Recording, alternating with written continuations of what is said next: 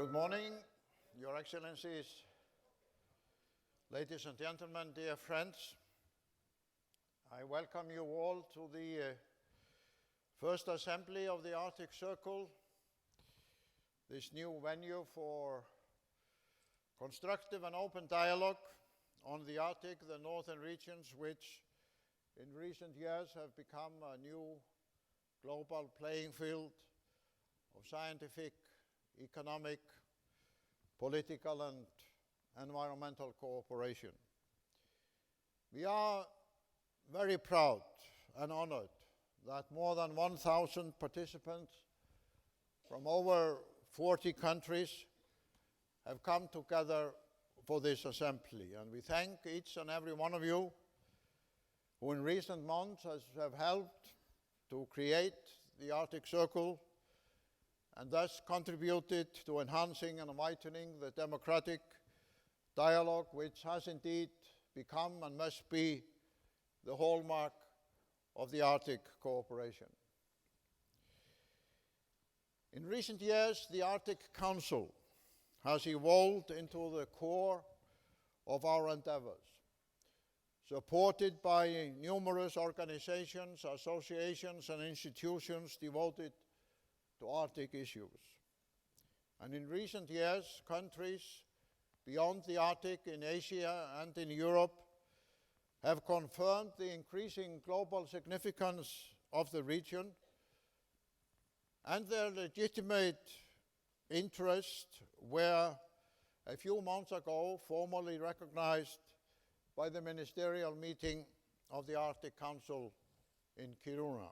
So from now on, in the coming years, the 10 largest economies in the world will be represented in one way or another at the Arctic table. As we move forward with these new partners, with wide-ranging issues coming up on the Arctic agenda, it is of utmost importance to maintain the essence and the well-established qualities of our cooperation, which both the Arctic Council and a multitude of Arctic institutions and organizations and associations have helped to develop in recent years. And three of those are especially relevant. First, to maintain the culture of an open dialogue and an informal style of deliberation, and the enduring personal friendship and mutual respect which have made the Arctic Council and other Arctic venues so successful in recent years. And when new partners arrive on the scene, perhaps used to more formalized and bureaucratic and diplomatic encounters, it is important that they adjust to our productive and practical Arctic culture. Secondly, the preeminent role of science and research in Arctic policymaking must be maintained, because knowledge based on expert advice and scientific projects has been the foundation of our decisions and a guiding principle in making the Arctic cooperation so successful. Respect for the facts and scientific evidence has been more important in the Arctic than displays of political and economic power. And third, in the dialogue within the Arctic Council, indigenous peoples and their organizations and representatives have been a significant part of the process, emphasizing the open and democratic approach to our common Arctic future. No other international cooperation among states has in recent years been so respectful of the indigenous peoples, their traditions and interests. These three dimensions have been of key importance in the success of Arctic cooperation and must be maintained effectively in the coming years. They are to some extent what I have decided to call the Arctic house rules. And I'm sure that our new visitors and partners will gladly respect them. It was in anticipation of the new global importance of the Arctic that a few of us, who in previous decades had become friends and partners in the Arctic dialogue, started 2 years ago to seek ways to enhance and strengthen the wide-ranging Arctic networks, to bring together at least once a year the various constituents of the Arctic participation: scientists, policymakers, activists, entrepreneurs, indigenous representatives, and many others, in a broad venue where everyone would be welcome, where all would be on the same level, where we could debate and discuss, be informed and ask questions. An instrument, or should we perhaps this morning now say an orchestra, created not only by us, but also by each and every one of you who have decided to come here today. The first assembly of the Arctic Circle, which we open now, brings this vision into a reality.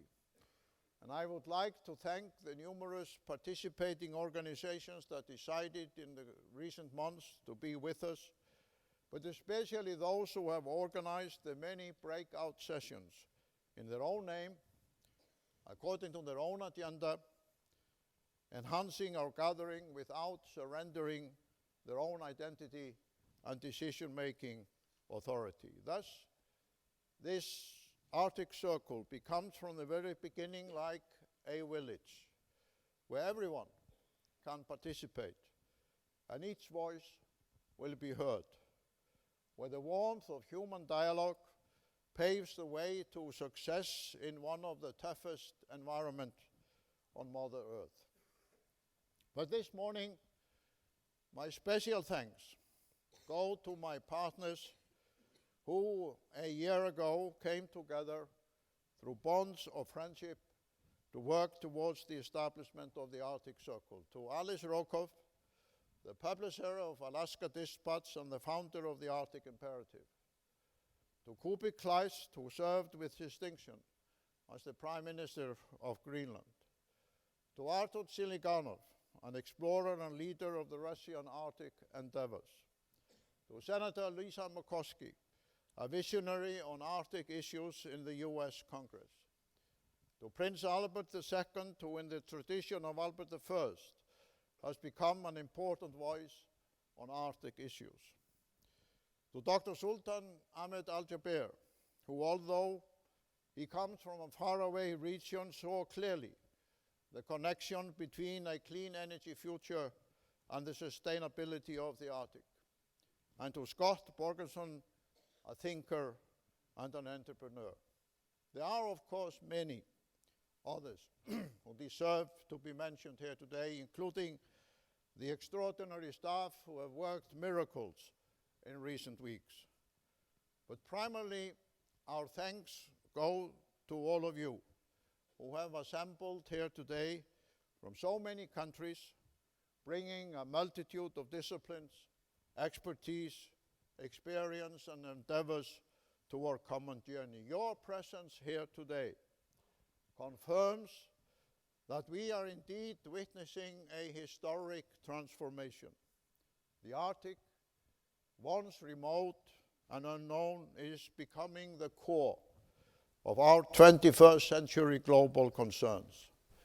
A new territory which will indeed test our ability for constructive cooperation. And on behalf of the people of Iceland, I welcome especially those who have traveled from afar. We are indeed proud to host the first assembly of the Arctic Circle in our country, in the northernmost capital of the world. And with these words, I welcome you again and introduce a special message from the Secretary General of the United Nations, Ban Ki-moon.